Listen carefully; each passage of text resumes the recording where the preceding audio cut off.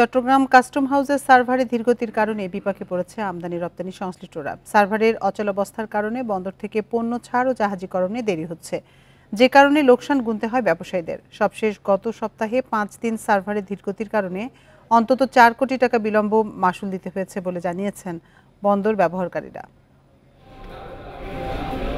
দেশে আমদানি রপ্তানি বাণিজ্যে সরকারি শুল্কায়ন কার্যক্রম পরিচালিত হয় এসআই-কোডা ওয়ার্ল্ড সফটওয়্যারের মাধ্যমে।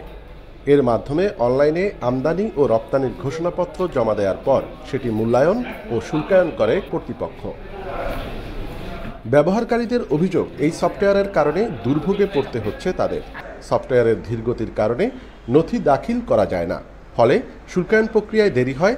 এতে নেতিবাচক প্রভাব পড়ছে আমদানি রপ্তানি বাণিজ্যে। রাজস্ব বোর্ডের কারিগরি দলের সাহায্য চাইলেও পাওয়া যায় না।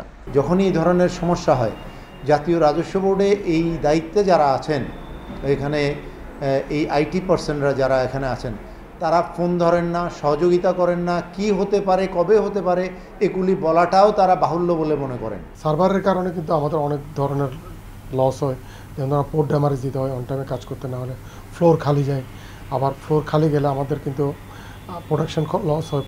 তবে সফটওয়্যারের ধীরগতিকে প্রযুক্তিগত সমস্যা বলছে শুল্ক কর্তৃপক্ষ। সমস্যার দ্রুত সমাধানের আশ্বাস তাদের। তো সফটওয়্যারের ক্ষেত্রে হতেই পারে, আপনি যেটা আপনি মোবাইলে যদি আপনি iOS আপডেট দেন বা অন্য কোনো সফটওয়্যার আপনাদের একটু স্লো ডাউন, এটা হতেই পারে। টেকনিক্যালি শুধু এটা আমার কাছে মনে এটা টু মাচ লজিক্যাল। সার্ভারের ধীরগতির ভোগান্তি থেকে মুক্তি পেতে সম্প্রতি রাজস্ব বোর্ডকে চিঠি দিয়েছে চট্টগ্রামের ব্যবসায়ীরা। অনুপম শীল, ইন্ডিপেন্ডেন্ট নিউজ, চট্টগ্রাম।